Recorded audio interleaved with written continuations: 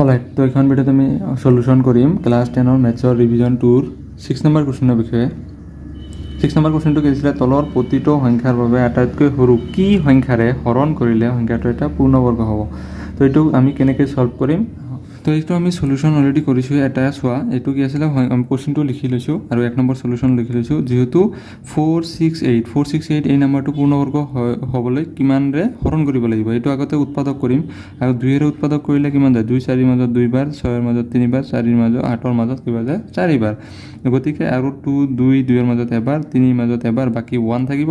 2 1 যায় 2, বাকী 1 আৰু 4 14ৰ মাজত 7 টাইমছ। এবাৰ আমি যিহেতু ইভেন নাম্বাৰ পাইছোঁ, ইভেন অড নাম্বাৰ পাইছোঁ, গতিকে আমি 2ৰে নাযাব 3ৰে হৰণ দিম। কিমান হ'ব, 3 11ৰ মাজত 3 বাৰ, 3 3 যায় 9, বাকী কিমান 9 10 11, 2 থাকিব, 2 আৰু 7 27ৰ মাজত 3 9 টাইমছ 39। এতিয়া 3ৰ মাজত এবাৰ আৰু 9ৰ মাজত 3 বাৰ।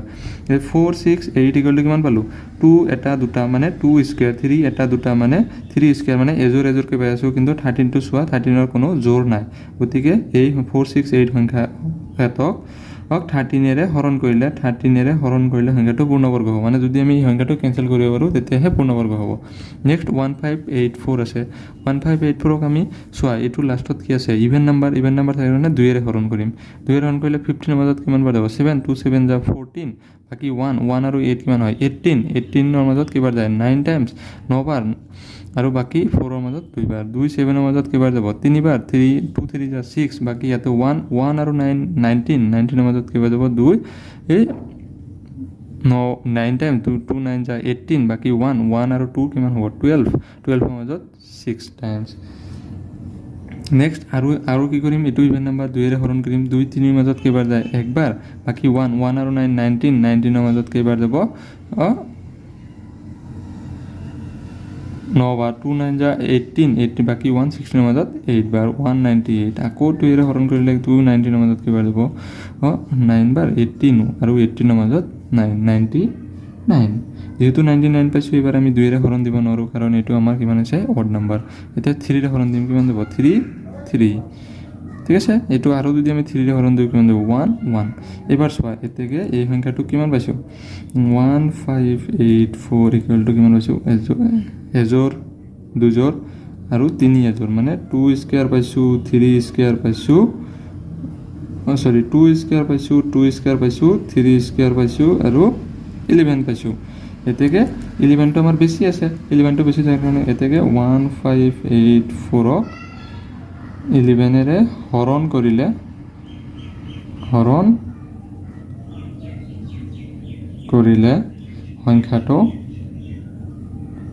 সংখ্যাটো এটা পূৰ্ণবৰ্গ সংখ্যা হ'ব। পূৰ্ণবৰ্গ সংখ্যা হ'ব, ঠিক আছে। এইটো বুজি পাইছা, সংখ্যাটো এটা পূৰ্ণবৰ্গ সংখ্যা হ'ব।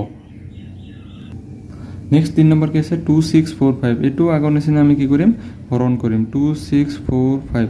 যিহেতু লাষ্টত কি আছে, ইভেন অড নাম্বাৰ আছে, অড নাম্বাৰ থকাৰ কাৰণে এই সংখ্যাটো আমি 2ৰে হৰণ নাযাব, ডাইৰেক্ট আমি কিৰে হৰণ দিম 5ৰে।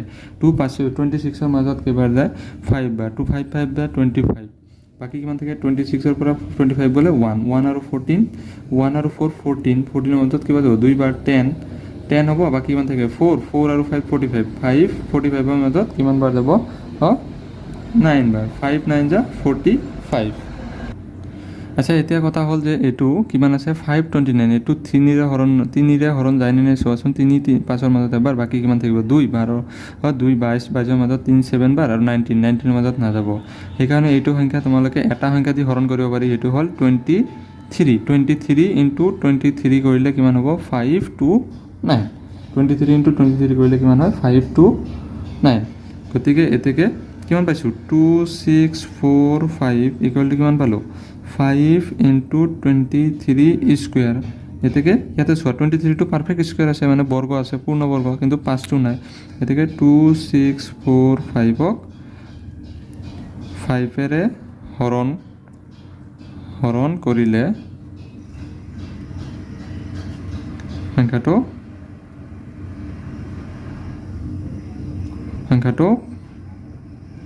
পূৰ্ণ বৰ্গ হ'ব, বুজি পাইছেনে? এই 5টো যদি আমি 5এৰে আৰু এটা 5এৰে হৰণ কৰোঁ তেতিয়াহ'লে 5টো কেঞ্চেল হৈ যাব, আমাৰ কি থাকিব 23 স্কুৱেৰ, এইটো পূৰ্ণবৰ্গ সংখ্যা হ'ব। নেক্সট আৰু এটা আছে 4 নম্বৰ 1620, এইটো চেম আমি কৰিম 1620 ল'ম। 1620টো আমি কি কৰিম, উৎপাদক কৰিম। যিহেতু লাষ্টত কি আছে 0, তাৰ কাৰণে 2ৰে ভাগ দিম। 2ৰে ভাগ দিলে কিমান যাব, 16ৰ মাজত 8 বাৰ, 2ৰ মাজত 2 এবাৰ, আৰু এইফালে 0টো এইফালে 0 থাকিব। নেক্সট আৰু 0 থকাৰ কাৰণে 2ৰে ভাগ দিম 4 বাৰ, এইফালে কিমান যাব 1ৰ মাজত নাযায়, তাৰ কাৰণে 0, আৰু এইফালে 10ৰ মাজত 5 বাৰ। নেক্সট আৰু ইয়াতে চোৱা 5 আছে, 3ৰে হৰণ, এবাৰ 3ৰে হৰণ নাযায়, কিয় যাব 5এৰে হৰণ দিব লাগিব। 5 40ৰ মাজত কেইবাৰ হৰণ যাব, 5 8 যা 40, আৰু 5ৰ মাজত 1 81। এবাৰ আহা, এবাৰ যদি আমি আকৌ 3ৰে হৰণ দিওঁ কেইবাৰ যাব, 3 8ৰ মাজত 2 বাৰ, আৰু 7 বাৰ। 3 কেইবাৰ যাব 27ৰ মাজত 9 বাৰ, 3 বাৰ। এবাৰ চোৱা এতেকে 1620 ইকুৱেল টু চোৱা, এইটো এজোৰ পাইছোঁ, এইটো এজোৰ পাইছোঁ, এইটো এজোৰ পাইছোঁ, মানে কিমান পাইছোঁ 2 square into 5 into 3 square into 3 square, পাইছোঁনে নাই? এইটো এজোৰ, দুজোৰ, 3 দুজোৰ স্কুৱেৰ আছে, 5টো আমাৰ কি আছে, বেছি আছে। এতেকে 1620ক 5এৰে হৰণ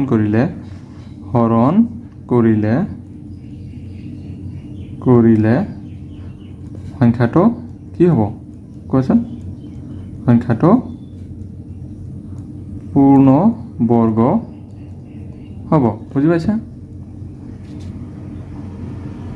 নেক্সট 7 নম্বৰ কি দিছে যে হেনাৰ কেম্প এটাত নায়কজনে 1764 জন, মানে 1764 জন সৈন্যক বৰ্গকাৰ ৰূপত এনেদৰে থিয় কৰালে, মানে এটা বৰ্গ ৰূপত থিয় কৰাইছে যাতে দিগে পথালে শাৰীৰ সমান সংখ্যক সৈন্য থাকে।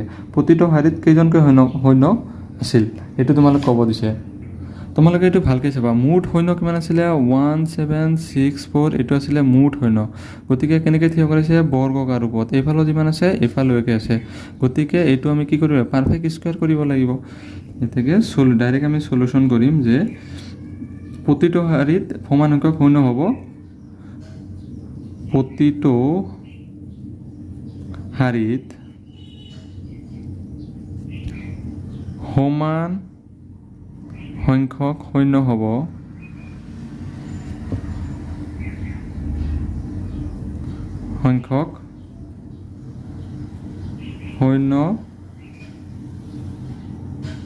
থাকিব, প্ৰতিটো সংখ্যক সমান সংখ্যক সৈন্য থাকিব 1764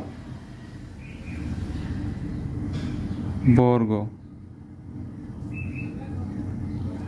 1764 বৰ্গ, মানে তোমালোকে এইখিনি বুজি ল'বা যে 1764 বৰ্গই হ'ব প্ৰতিটো শাৰীৰ সমান সংখ্যক সৈন্যৰ সংখ্যা।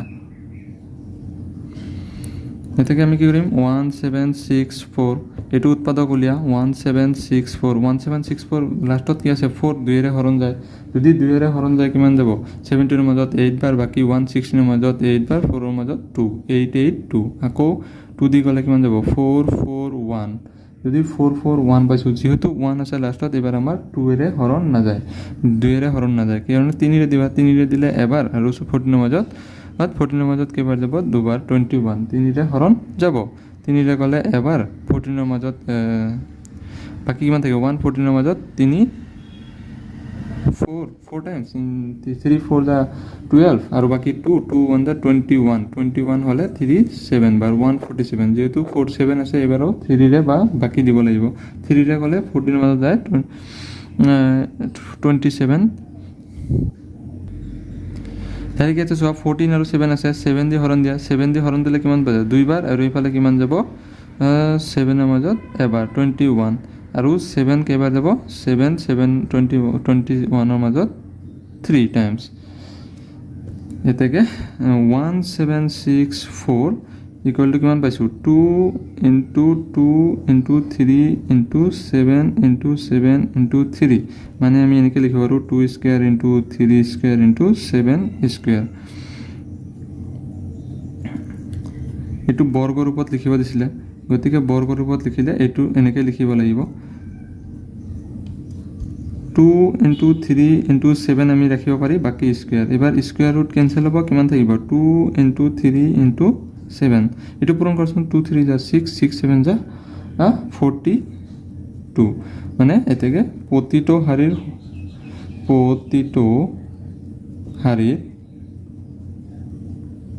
42 জন কৈ সৈন্য